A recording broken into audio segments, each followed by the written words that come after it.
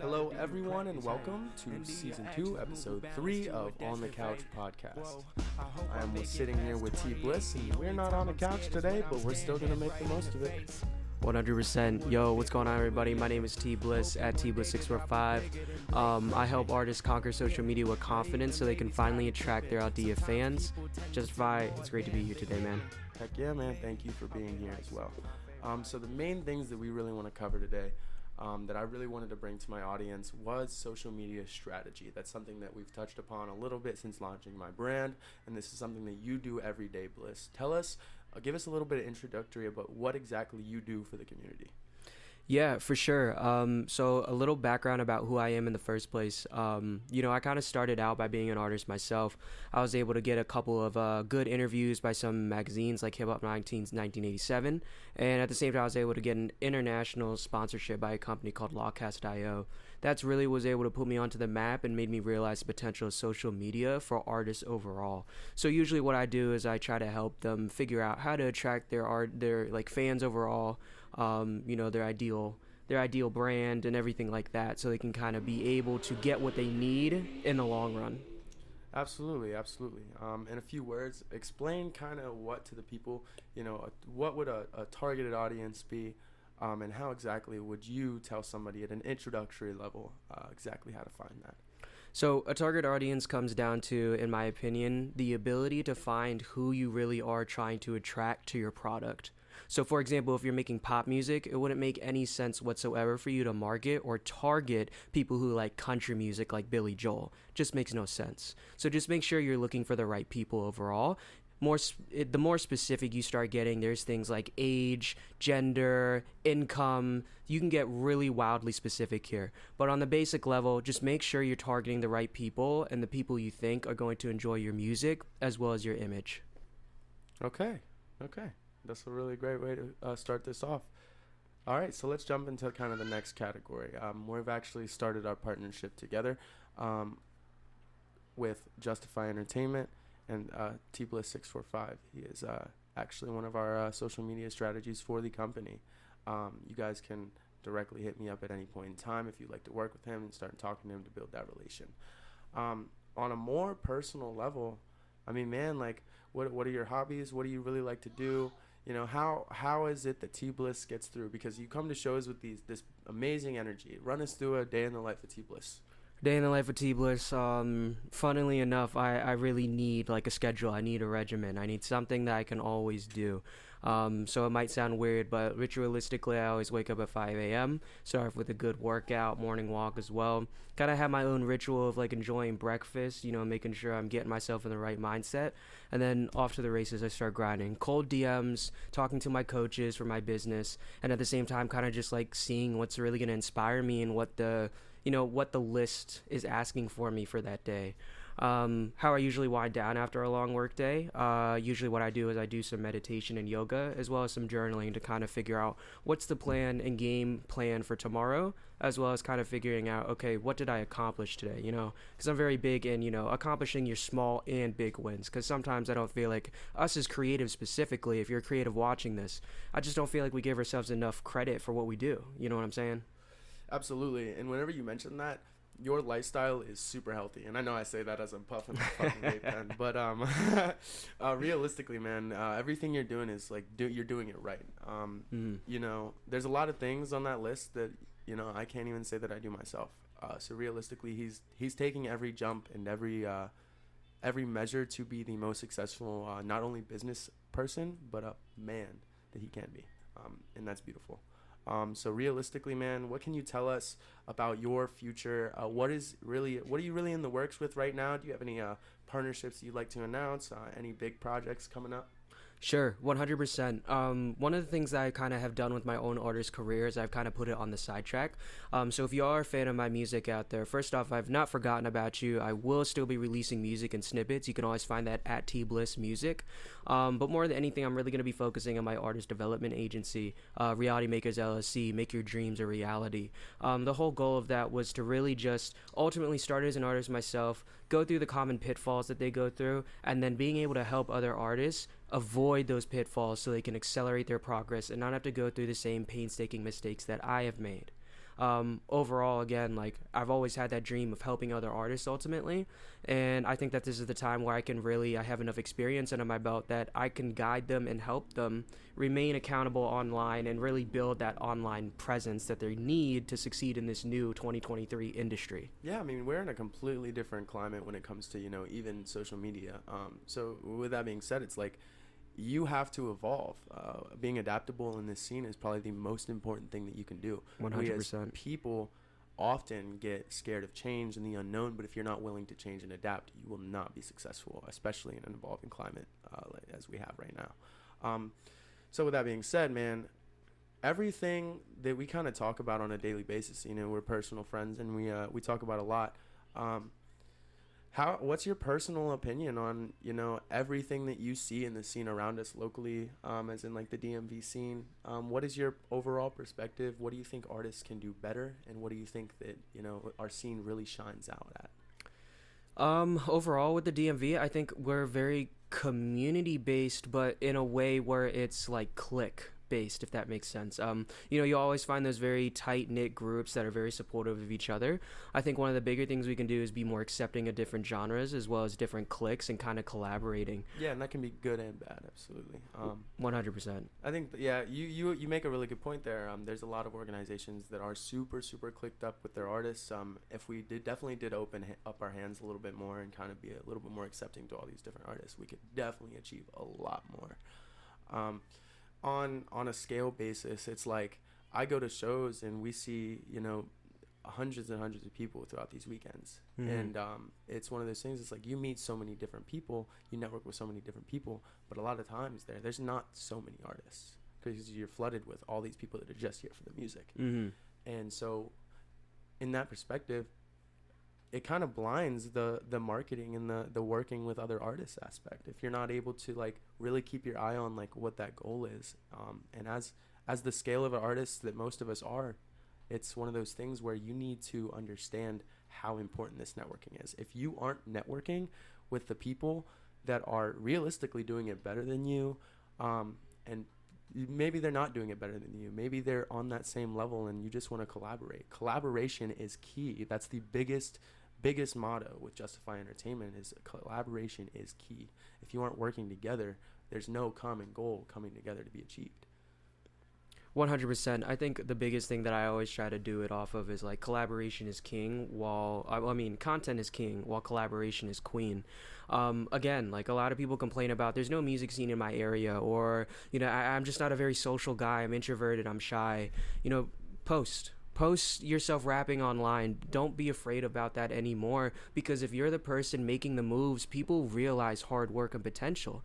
If you show up every single day, you keep on showing up, nothing in return, all you ask is for support, and you're giving support to a community, you'll 100% get that back in return.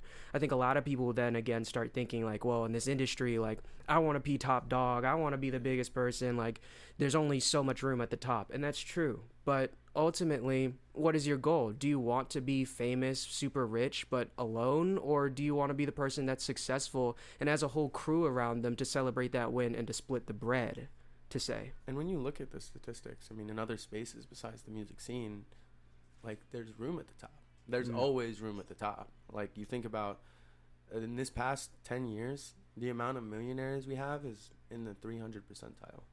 We've jumped 300% from the amount of millionaires we had at the turn of the century.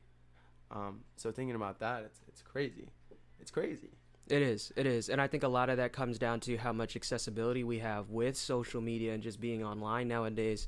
I mean, again, like you can run a business online, super simple. All you need is social media for your marketing and then sales skills. That's all you need. And you can do that with your music. You can do it with an entertainment agency. Whatever your wildest dream is, you can easily do that. You just need to make the actions and take the steps that will make it a reality in the first place. Yeah, and it's really not hard. I mean, it takes realistically like a month of studying to really get a grasp on how to make some good quality content. The second biggest thing is practice. The more you sit in front of a camera and you're able to talk and you're able to really communicate with your fan base in a healthy way that's not awkward and compromising, I think that you're able to really make something kind of awesome and beautiful, and that's where the quality comes from. And that's not just with just addressing fans, but whenever you're making a video of yourself rapping or you're trying to make some engaging content, like study it, like see what's popular. Like you have to look at trends. Like trends are there for a reason. Trends are what's popular, and that's not saying being completely conforming to these trends, but you have to look at what works and scale and adapt, just like we said. 100%. A lot of people say, well, I don't want to do trends because it makes me feel fake. Unfortunately, you kind of have to play the game to win the game if that's kind of what you're looking for. I mean, even J. Cole, like he always says he's one of the most truthful rappers, but you listen to his high school, college dropout mixtapes, and he'll openly admit that he capped on some of them just to get that publicity and that public recognition. But again, at the end of the day, it's all about those connections. Make sure you're building strong connections, and the fans will come. You just need to be authentic and vulnerable online. Yeah, and being authentic as a person is completely different than authenticizing your music. And realistically, if you're portraying something in your music, you don't necessarily have to be fully truthful with it, because we create stories, and stories are not always, the truth. Stories did not always happen, and so being understanding of that. First of all, like it's a game. I tell artists this all the time that I'm working with. We are in a fucking pool with like 2 billion sharks right now that want to do the exact same thing as us, that want to be just as successful. So what do? You have to goddamn grind and be the goddamn best at what you do, and it takes work. It takes waking up at fucking 7-8 o'clock in the morning, getting your fucking workouts in, getting your health right, getting your diet right, making sure that you're going through your day doing things that are productive and helpful to your career. And it's like, once you get your head right, you're able to do all these different things and step into all these different spaces that are completely unfucking fathomable to what you were living in probably 6 months to a month before. 100%. I think the other thing as well is that you need to be patient. A lot of people nowadays think, well, if I just get one TikTok that blows up, or I get one video or one song that blows up, then I'll have made it. And the problem is that that's like fleeting success. We're looking for sustainability in this industry, not just one and done type thing. You want one and done? Look at a bunch of other artists out there and you'll forget about them the next day. 6ix9ine, kind of a one and done type of person. Lil Pump, kind of a one and done type of person. And it's funny you bring him up, because I literally just watched a video with Danny Duncan and Lil Pump. His like relevance has like completely fallen off to the point where like he's literally trying to do videos with people to build up his influencer relevance again. And it's crazy. Like, this man is someone who has some of the most popular music in the world, like platinum records for his music, but it was not a like long lasting legacy by any means. Right. Like 5 years ago he was popular, and now it's like most people that were introduced to the scene like 2 years ago and that are listening to rap music now, like a lot of people like don't even know his music. And it's kind of wild. Completely. Right. And that's why building such a strong artist brand is so important, because you look at people like Lil Pump, he put himself in a position where he had to keep on affording these expensive things. He was always flexing Gucci gang or like drinking lean and stuff like that. Those aren't really cheap things and to it's not put. Relatable. It's not. Like, you as a person, we see these things and they're awesome and they're glimmery and they're shiny, and it's something that we all want or fathom.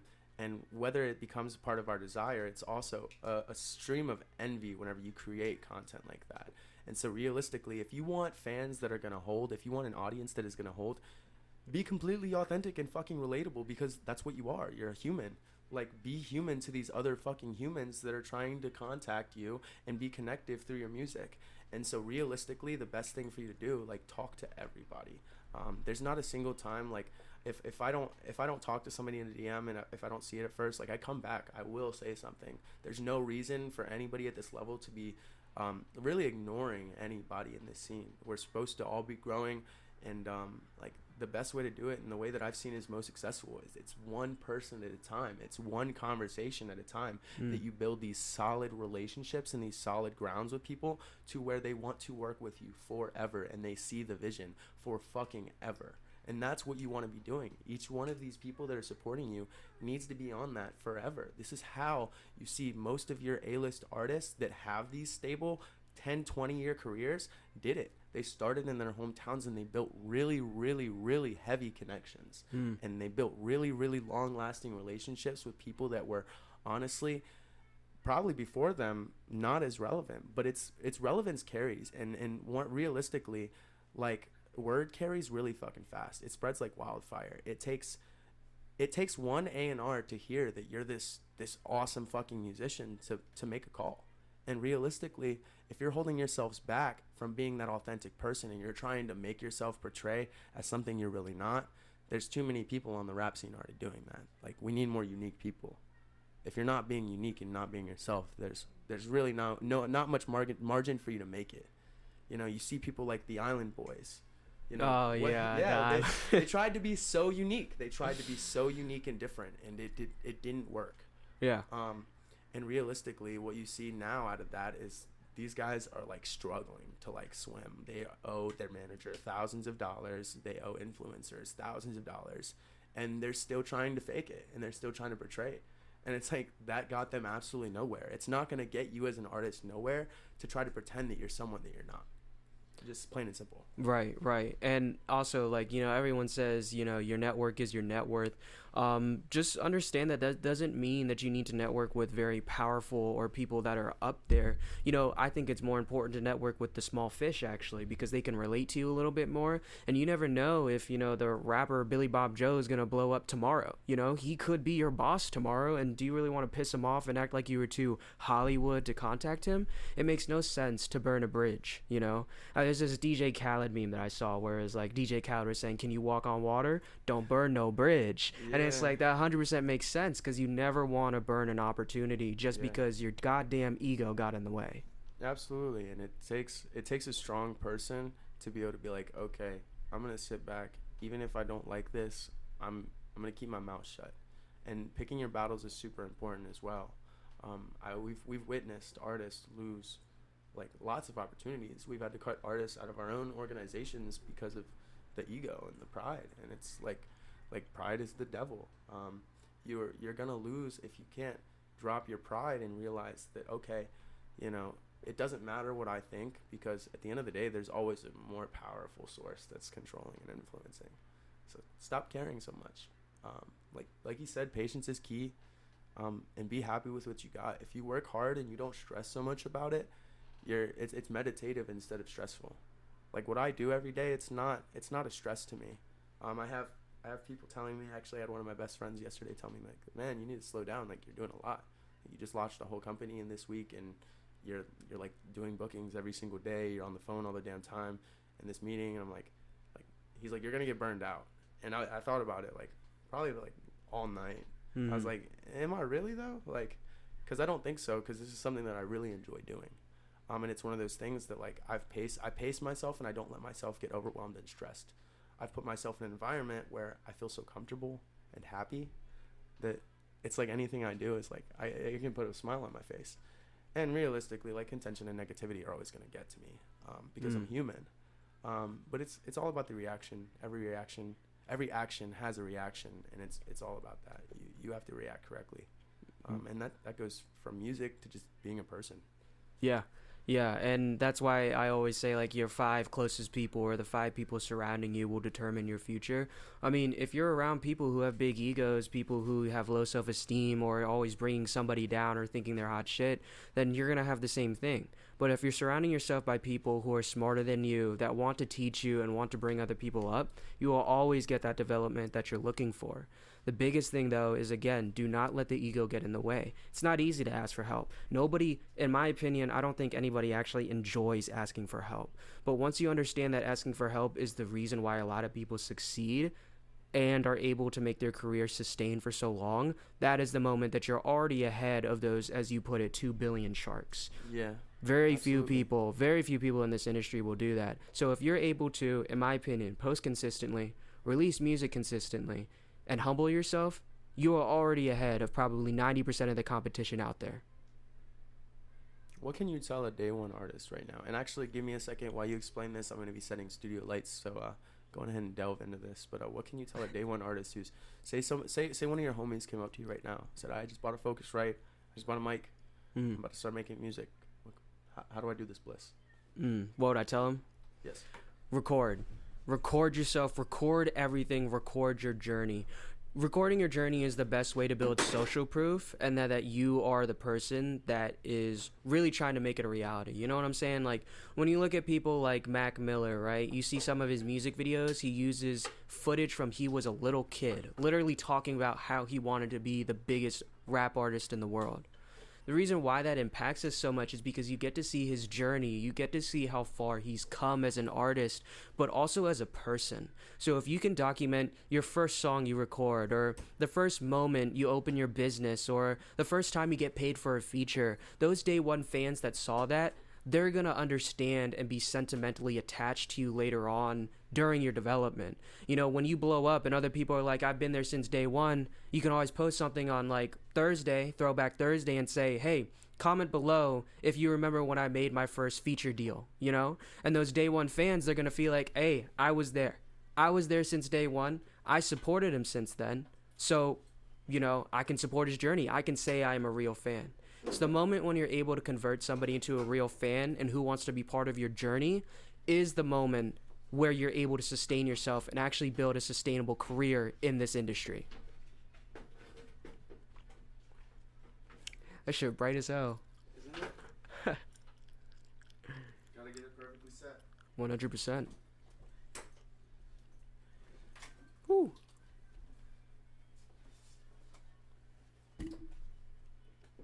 Hold on, I'm gonna get up for a sec.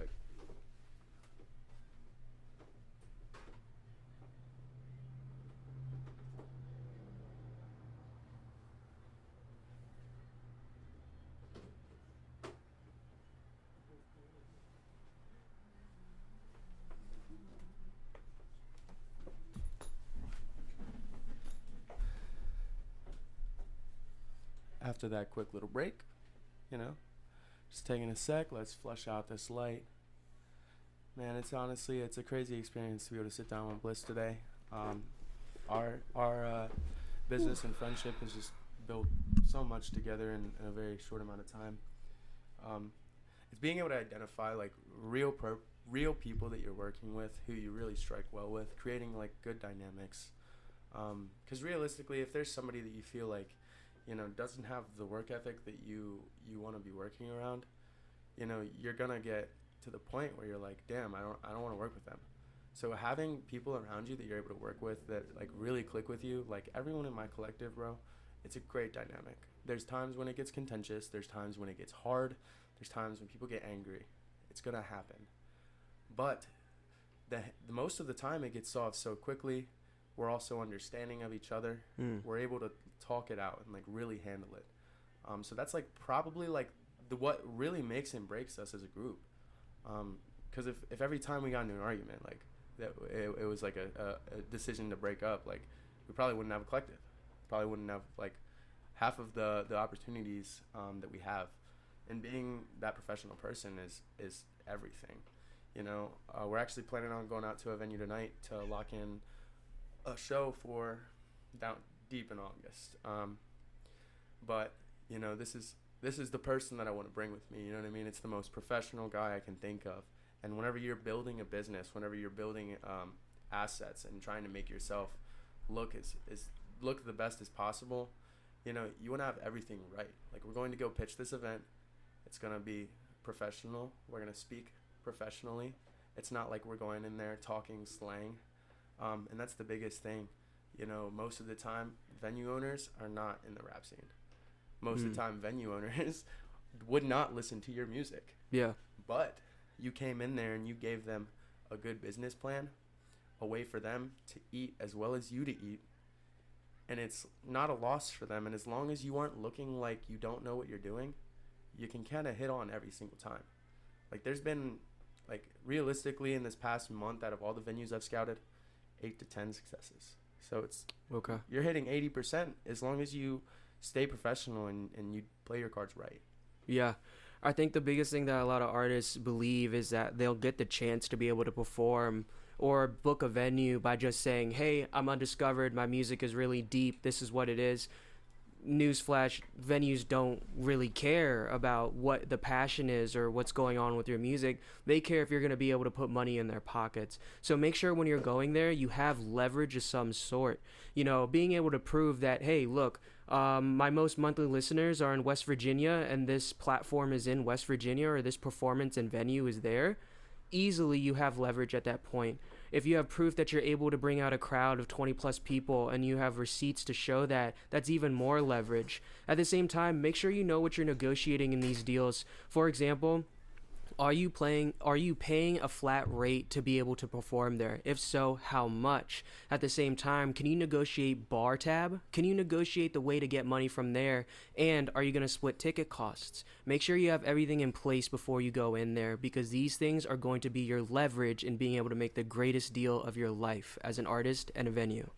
As an artist and a salesperson, what can you tell everybody about leads? Like, and there's people that I know that have no idea how to even get people interested in what they're doing.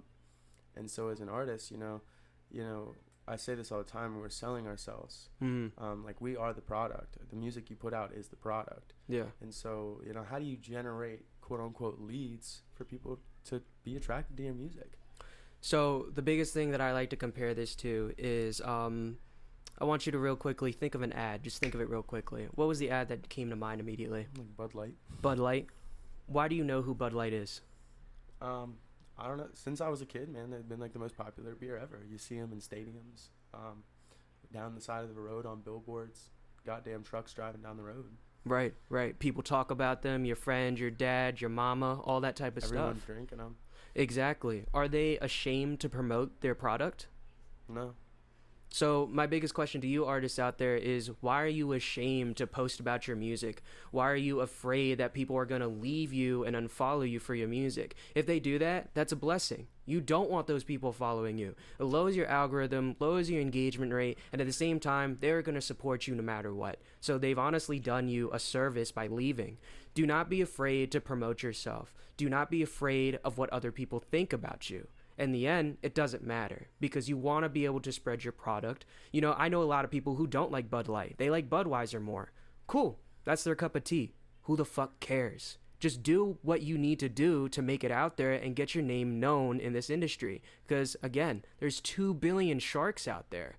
Do something. Speak for your brand, because no one else is going to know it and speak for it as loudly as you. Absolutely. Absolutely.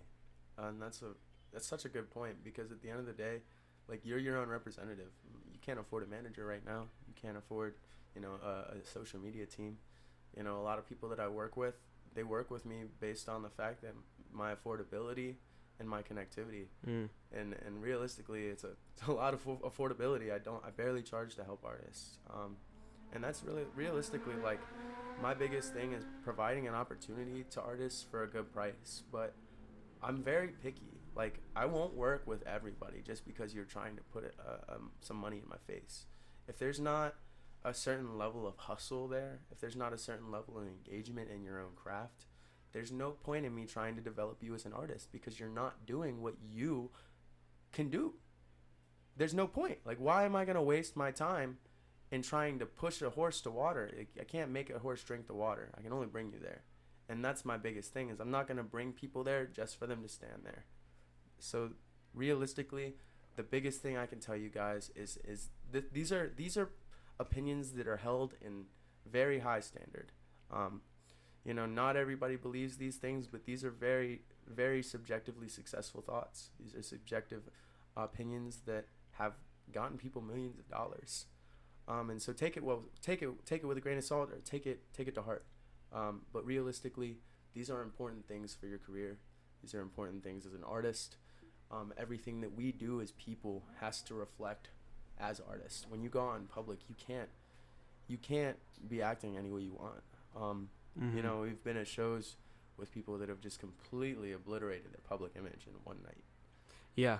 Yeah. It's wild. You think that there's this whole different person, and then you get some alcohol in you, and it's like you completely forget that you're building a public image. Yeah, the public image is 100% key. Just understanding your limits, and that, you know, again, like Jay-Z always says, I'm not a businessman, I'm the business man. Like, it's super important to understand that, because, for example, Wiz Khalifa, right? I mean, this guy smokes weed 24/7. He's literally got sponsorships with that. Shout out Wiz if you're watching this, man. But the other thing as well is that, you know, he got sponsored and got put in a commercial for Oreos. the dude who smokes weed and brags about that and makes songs about, you know, fucking women and stuff like that, he got a partnership with Oreos. Absolutely. That's all about public image. That's being a smart businessman. That's about putting yourself in the best light, even if your brand is reflecting something that won't be 100% popular with the whole crowd. I know content creators and, you know, marijuana vendors and marijuana representatives that completely hold themselves at such a high standard, at a beautiful standard. You're like, damn, I couldn't imagine you doing anything that you do. Right. So it's like, you know, realistically, like, you don't have to reflect any negativity. You don't have to reflect any, like, obnoxiousness. You don't have to reflect any type of, like, disorganized misrepresentation. It's one thing to be who you are, but don't let yourself shine so much through the bad parts. And this is just being realistic, because we can all grow as people. There's times whenever I find myself running a show being too angry, being too upset. And it's in those points where I have to stop, think, like, oh, shit, like, I brought all these people here. Everyone here is, like, having a great time. I don't know why I'm freaking out. There's not really a reason to. Let's just chill out and stress. Everything will get solved. And, you know, if you can't stop yourself and do that, and every single time you have to have somebody else do it for you because you are showing it, like, very obviously, you know, you have to work on that. And, you know, and everyone likes to have a good time. Everyone likes to party. But these are very important things that we're talking about right now.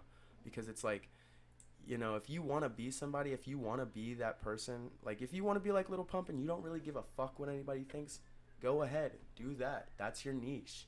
But if most people that are trying to build a music career aren't. So it's like, you have to, there's a method to this. There's a method to being a businessman. There's a method to being the business, man. Yeah, 100%, man. Yes, 100%. The biggest thing that I remember too about that, you know, like, not getting essentially, like, wasted or lowering your brand image whenever you're at clubs and stuff like that. I remember very, very vividly when I went to go hang out with, his name was Bill Carl Boomer. Now it's Good Faith. So again, Good Faith, you're watching this Man, as well. Shout out Good Faith, man. Love you, my man. You've always been putting out for the youth as well as the community. But he actually had a club, a grand opening that I had the honor to be able to go to, which was Pump Number 9 in Baltimore. Yeah, you told me about this, yeah. Exactly. Pump Number 9 was amazing. They had, like, this networking event where you went during the day, and, you know, there were people smoking, there were people drinking there, but I decided not to. I decided to go network with the vendors, the clothing brands. Specifically, one of them that really stuck out to me and spoke to me was Buy Myself or Nothing. Wolfpack. They got a whole wolf as one of their designs and stuff like that. And I really liked their message, and I networked with them. I bought some of their clothing. Turns out that connection later turned on to me being able to do a photo shoot for them, a professional photo shoot for them. So again, Buy Myself or Nothing, thank you for that opportunity in the first place. And you guys have been grinding like crazy. It really means a lot to be able to be part of that journey. But yeah, just networking, making sure my mind was still on business, even though I was still having fun networking. I was able to land that connection as well as elevate my own brand and image at the same time. Absolutely. And, you do a great job. There's not been a single person that, you know, that's been around us that has ever come to me saying that you've showed any lack of professionalism, any less showing of the person that I know that you are, and that's realistically what you want. You want transparency with the people you work with, and with that, I want to kind of wrap things up. Do you have any final thoughts for the audience? Let's kind of give them some final insight. Give them a little taste of the key. So one of the biggest things that a lot of artists ask me about content is there a good time to post? And, you know, like, when should I post? Where should I post? How should I film? First thing I want to say is stop right there. Stop overthinking it. Anything can be content. Right now, I could literally make content filming a wall, put a bunch of text on it, boom, content. Me rapping in the studio, boom, content. Going to a show and open mic nights, you guessed it, content. It's not that hard. All you gotta do is just make the damn content. But again, make sure you have a good ritual, make sure you have a great schedule, keep yourself in check, and I guarantee you the habits will fall into place. Just be consistent, dude. 100%. Wake up, even if you don't feel like it. Just goddamn do it. Yeah, man. Goddamn do it. Feeling like Nike in here right now. The people that you idolize, the people that you see that are being successful in this scene and industry are doing these things. We're giving you guys direct methods to be successful in the music industry. And this has been a super serious podcast. Well, thank you for joining us today. Next one will be a little bit more lighthearted, but these are super important things for the industry that we felt like you guys needed to know and that we needed to talk about. So thank you guys so much for joining us today. My name is Justify. This is Tbliss. We out.